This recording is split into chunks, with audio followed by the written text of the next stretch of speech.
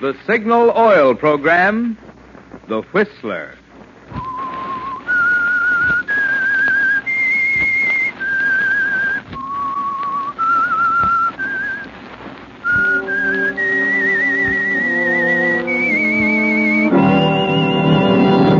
I am the Whistler, and I know many things, for I walk by night.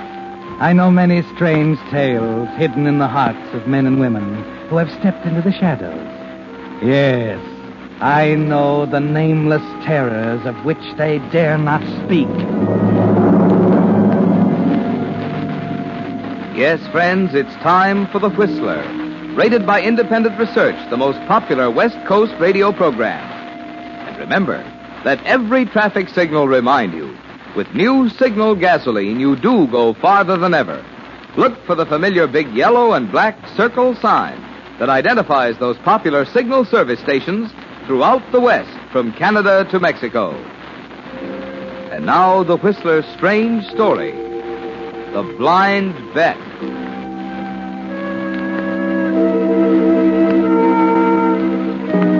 Tom Braden stood quietly in the darkness, in a corner near one of the cabanas, hidden from the open courtyard by a screen of shrubbery and palm trees. The luminous dial of his wristwatch told him it was 11:15, but he hadn't long to wait. He looked with satisfaction on the courtyard and fountain, down the long line of cabanas past the huge, brilliant Casino del Rey, rising like a fairy castle in the desert. The finest, the costliest, the most luxurious gambling resort in the country. And all of it, the music, the glitter, the throngs of well-heeled socialites, a tribute to him. A monument to the patient, calculating gambler's mind that brought this all to pass on a barren alkali flat. Suddenly he stiffened. Two men were coming down the steps of the casino, one of them very drunk, the other helping him. Tom held his breath as they moved nearer. The old boy, don't get me wrong. You're the best little bartender in the land. It's just that I object to these high-handed... I'm sorry, Mr. Warren. I'm just following Mr. Braden's orders. He said to put you to bed, and that's where you're going.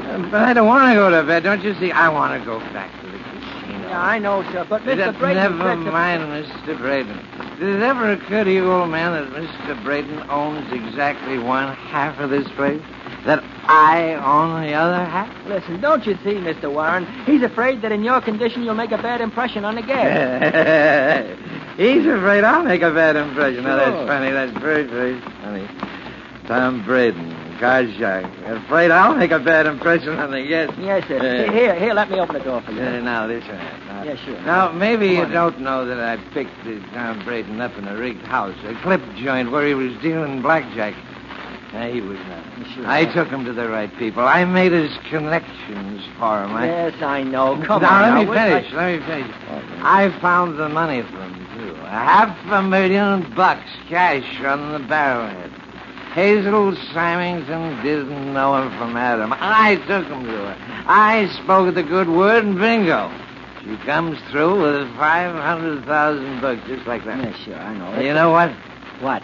Now he wants it all. What do you think of that? I think you better go to bed. Now, come on, Mr. Warren, please. You don't believe me, do you? Oh, yes, You don't believe he wants it all now? Oh, well, don't matter. He's not going to get it anyway.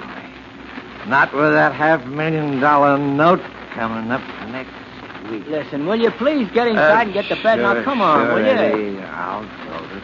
All right, come on.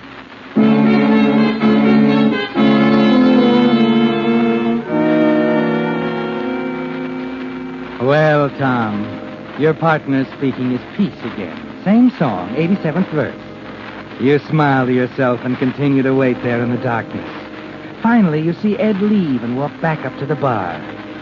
You stand there for 5 minutes longer, just for good measure, and then walk quietly up to the door, whip a silk handkerchief from your breast pocket, place it over the knob, and let yourself in with your pass key.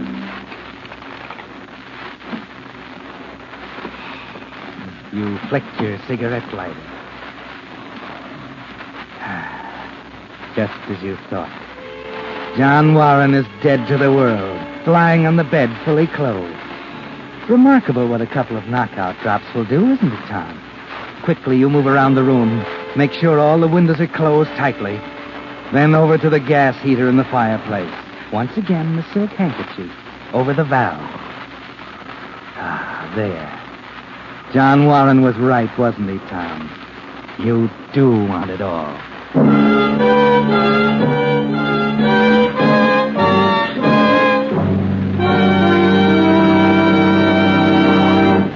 With the prologue of The Blind Bet, the Signal Oil Company brings you another strange tale by The Whistler. Let me see. 1, 2, 3, 5, 9. Just 9 more days before your 4th of July holiday. For most folks with cars, that means a trip somewhere, to the mountains or to the beach. But for too many folks, it's also going to mean accidents. Accidents that could have been avoided by an ounce of prevention. Here's what I mean. Traffic deaths in April were 47% higher than a year ago. One big reason is that today's aging cars are wearing out. In the recent police traffic check program, 1 out of every 3 cars inspected had either defective brakes, tires, lights, horn, or windshield wiper. Little parts that cost so little to fix, but can cause such big accidents. So play safe. Stop by your Signal dealers to have your car checked over. Caring for your car is his business, and you'll find your Signal dealer is prepared to serve you in many ways. He can repair that tire with the weak spot, or retread the one that's worn smooth. He'll replace that worn-out fan belt, radiator hose, or windshield wiper, or put a new bulb in that burned-out stoplight. But take a tip. See your Signal dealer this week before the last-minute rush. Then, when the 4th of July arrives, you'll know your car is ready for a safe and happy holiday. And now, back to The Whistler.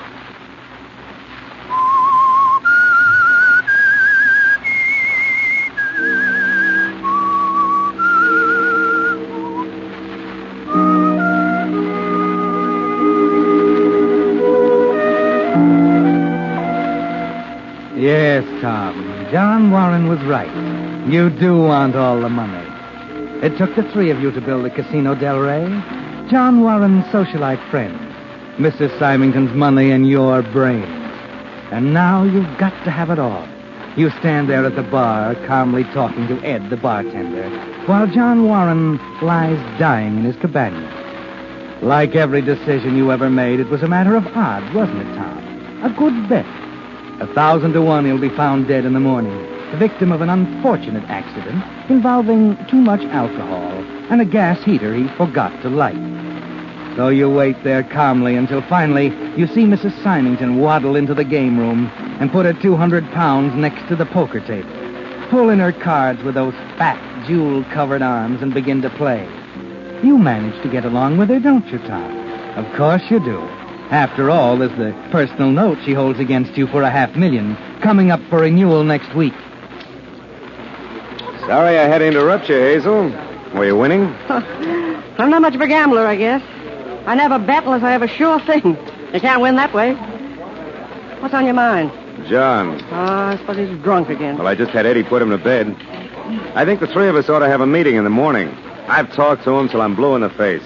You know, it worries me to have John jeopardize your investment. Now, look, Tommy, we talk the same language. You can lay it on the table. What do you mean? You were dealing a 2-bit blackjack game when John Warren introduced us. And when my late lamented husband married me, I was a hash slinger. So you don't need John anymore, eh? Why don't you get rid of him? What's the matter, Tom? Do you like the idea? Well, it's pretty rough. Oh? You mean you think that we can... Why, I mean you can stuff his pockets with money and put him on a plane. Send him to Havana or Honolulu. Time he gets back, you can buy him out. Oh. What did you think I meant? Oh, just that. I wonder. Hmm? Nothing. You better run along. Here comes my good friend, Dr. Latham. Okay, we'll meet tomorrow, huh? Well, if you want to. Oh, by the way, don't worry about that note. I'm in no hurry for the money. Of course not, Hazel. You know I'm not the worrying kind.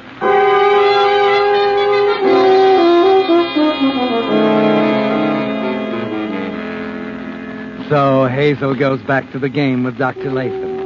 Disgusting, isn't it, Tom? Latham, 25 years her junior, fawning, flattering, fearful that the life she's leading will kill her before he marries her. That's odd, isn't it? Both in the same boat.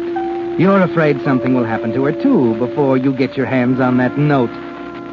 You walk up to your apartment over the casino, sit there in the silence at your desk, idly shuffling a pack of cards, thinking. It was a good bet, and you're improving your hand all the time. Eddie, the bartender, was the last man to see John alive. No one saw you leave or come back to the casino. Hazel will testify you expected to meet John in the morning. Yes, Tom, it's a good bet. Come in. Oh, Dr. Latham. Thought I might have a word with you, Mr. Braden. Sure, how much do you want? Do you always think in terms of money? Of course, so do you. I wanted to talk to you about Mrs. Symington. Well, she inherited about $30 million, but I don't know how much she has left. I am not interested in Mrs. Symington's money. Of course you're not. It's her beautiful soul that attracts you. Come on, Doc, come to the point. I happen to know we cleaned you the first night you were here, that Mrs. Symington has been staking you regularly, and that if the AMA knew you were practicing in this state, they'd jerk your license, if they haven't done it already. Now, what do you want? We seem to have a mutual interest in Mrs. Symington's health. Mm-hmm. If anything happened to her, it isn't likely her financial manager would see his way clear to renew the note she holds on you. Right? What's wrong with Mrs. Symington's health? Good heavens, man, you have eyes, haven't you? She's dangerously heavy for her age. Overindulges in everything. Food, drinks, gambling, opiates. What kind of opiates? Ordinary sedatives to help her sleep. Terribly hard on her heart, nevertheless. If you knew she had heart trouble, why'd you let her have them? Because if I cut her off, she'd only buy them someplace else. I'm very much interested in Hazel, Mr. Braden. Unfortunately, I can't say the feeling's reciprocated. Apparently, she depends on you a great deal for advice. You're a little obscure, Doctor. Mr. Braden, if you were to help me arrange, say, an alliance with Hazel... You'd arrange to get the note for me, is that it? Exactly. It wouldn't cost you a cent. What do you say? No. Why? Well, in the first place, she isn't stupid. Every fortune hunter in the country has been after her for years. Well, of and in the course. second place, you double-crossed me. Good night, Doctor.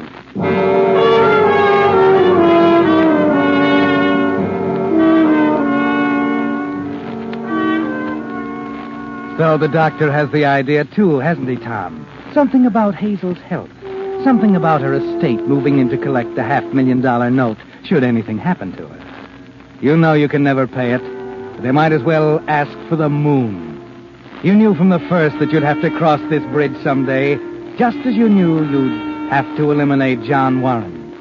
But this one isn't easy, is it, Tom? Somehow, some way, you have to get your hands on that note. Yes, it's something to think about.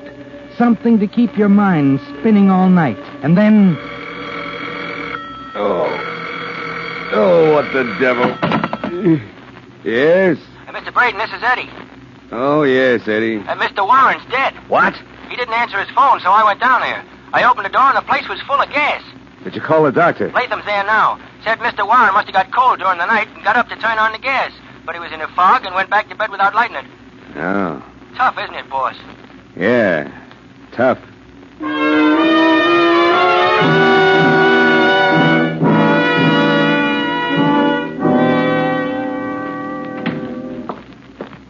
It's the verdict, Tom. It's all over, Hazel. The good sheriff just left. Just like that. Just like that. You're a good gambler, Tom. You play a pretty tough hand yourself. I've got a couple of high cards, but I'm afraid I'm a little overcautious. Oh? Yes, Cabana tomorrow. I think we ought to talk about that note. Well, The last card you played was an ace. My luck, you know. the sheriff said it was an Oh, accident. of course. The only one who might deny it is John. Oh, pardon me. Am I interrupting a postmortem? This is no time for flippancy, Doctor. Hazel and I lost a good friend last night. I'm sorry. I should have known how deeply grieved you are. You don't look so well, Hazel. I never felt better in my life. Well, I don't think you should play tonight. Now, let's not go through that again. You're I told you. overexcited. You've been that way for months. If you persist in this, if you keep up with this nonsense with sleeping tablets... I'm glad you mentioned that, Doctor. I'm out of sleeping tablets. Bring some over tonight, will you, please? But, Hazel, don't you understand? Hazel, you'd better listen to her. I'm going back to dress, Doctor. I'll expect you in an hour. Well, I'll bring you one tablet. And that's all. Just one.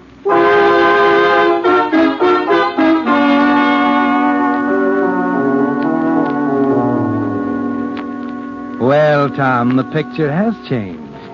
You wonder what's on her mind, why she wants to talk about the note. One thing is certain, She must have it there with her, and it would be just like her to toss it carelessly in a dresser drawer. And there's only one way you'll ever be safe, Tom. You've got to get your hands on that note and destroy it. You're smart enough to realize that this is a good bet, too. That it'll be a long time before you're dealt another hand like this one.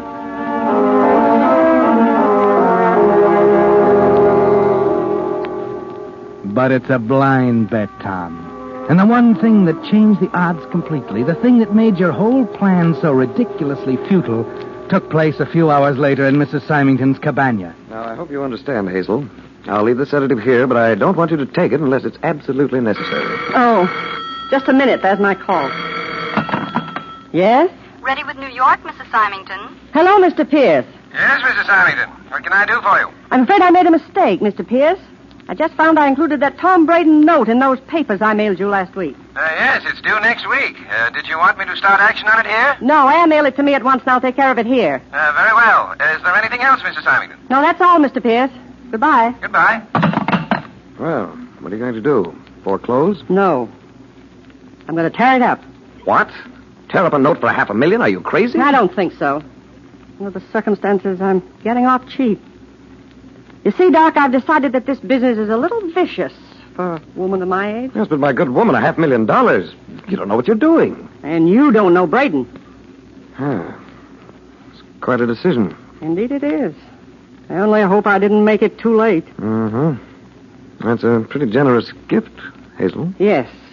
And I want him to know he's getting it. That's very important. I want him to know tonight.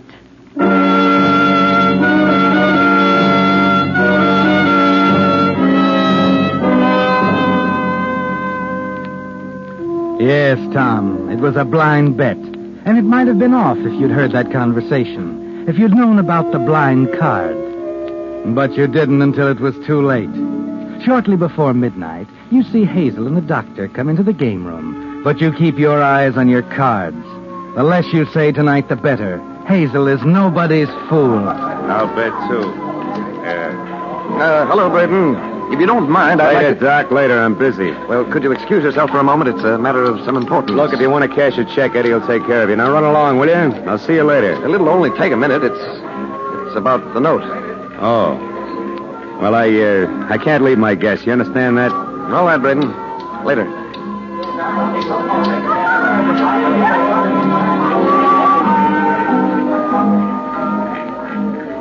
What's the matter with him? He's coming later.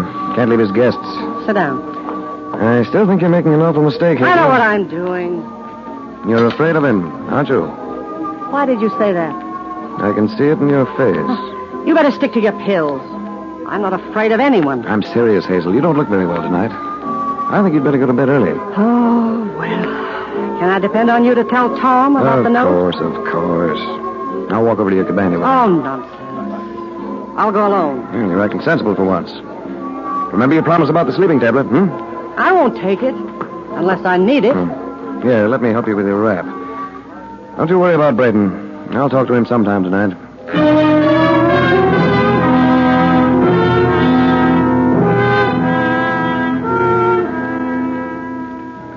You sit there and watch them, Tom. See Hazel walk to the door and the doctor turn and come back. It was about the note, he said. And you're sure now that there could only be one reason why she'd be so anxious to talk to you about the note. She's changed her mind, of course. It's just like her. She's changed her mind and wants to call in her note. But why? Why would she do that? You know the doctor could never convince her. She has no respect for him. She must have talked to someone. Theo Del Rey. Just a moment. I'll connect you. Yes, sir. I'm ringing. Just a moment, please. Hello, Ellie. One moment. Oh, hello, Mr. Braden. Busy night, huh? Not so bad. Lots of long-distance calls? A few. You wouldn't happen to remember who they were for, would you? Well, let's see. There was one from Chicago for Mr. Piper down in 14. Uh-huh. One from New York for Mrs. Symington. I and, see. Let me think. There was another, too. Oh, that's all right. I'm just curious. Thanks, Ellie.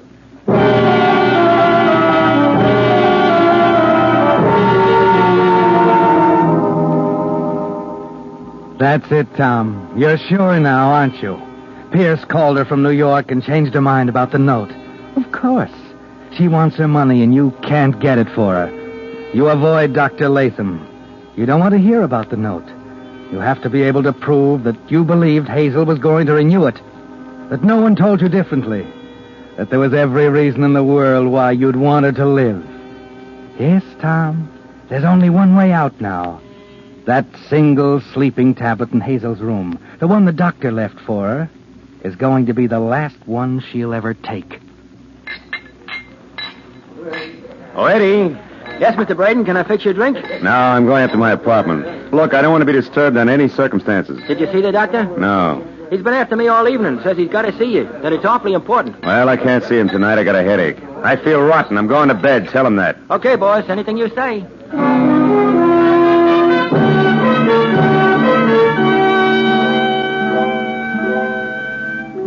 It's 3 a.m. when you use the pass key again. This time on the door of Hazel's cabana. You stop for a moment and listen. She must have taken the tablet because she's sound asleep. It's a good sleep, isn't it, Tom? Worth $500,000 to you. You walk quietly to the bed and pick up the extra pillow. Stand over her for a second and then...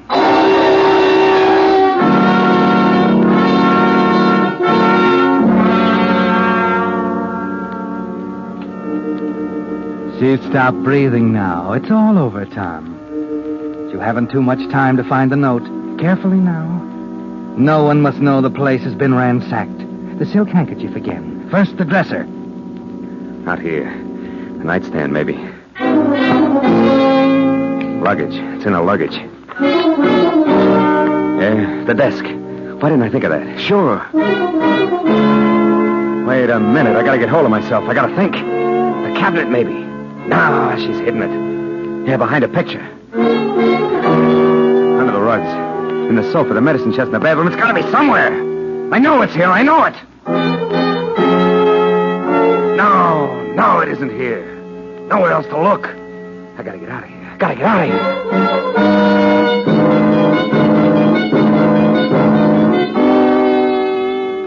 The bet didn't pay off, did it, Tom? You start out the door now, and then suddenly turn to take one last look. Nothing must appear disturbed. The lights from a distant automobile illuminate the room for a second, just as your eyes fall on the dressing table, and your heart almost stops. You nearly put the noose around your own neck, didn't you, Tom? There, on top of the dresser in plain sight, is the sleeping tablet. Hazel didn't take it. Quickly, you walk to the bathroom, fill a glass half full of water, put her fingerprints on it, and set it on the nightstand. Then you walk into the bathroom and get rid of the tablet. At least they won't get you for the murder.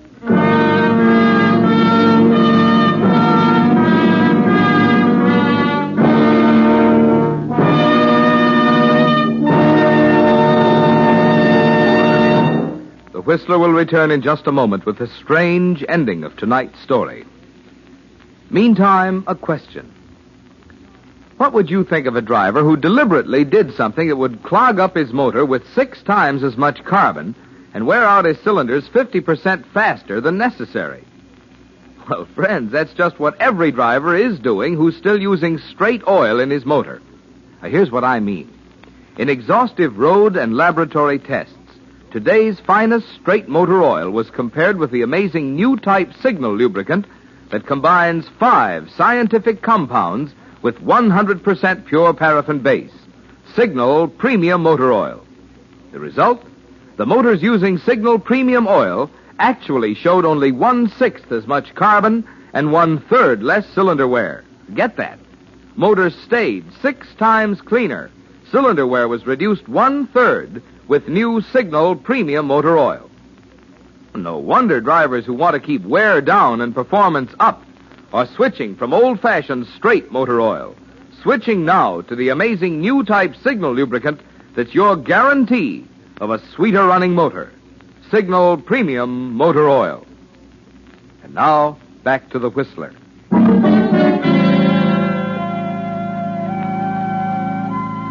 The next day, the Casa del Rey is in an uproar. But you're ready for it, aren't you, Tom? The sheriff is suspicious, of course.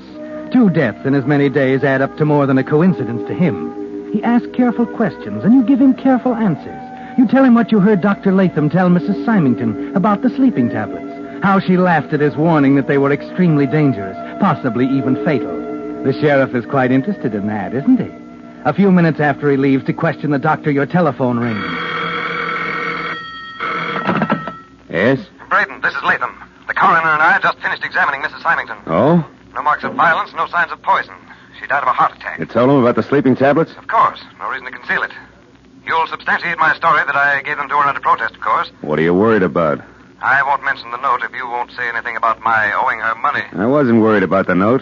I'm sure she would have renewed it today. That's just it. She was going to tear it up. What? What are you talking about? She called her lawyer in New York. Yeah, I'll have to call you back. Someone at the door. Tear it up. Tear it up.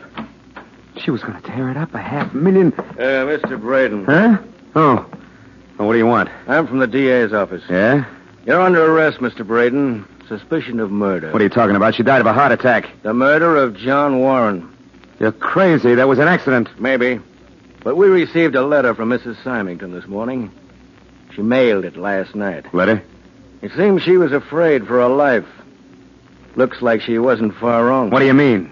It was marked to be opened only in case of my death. It was an affidavit, Mr. Braden.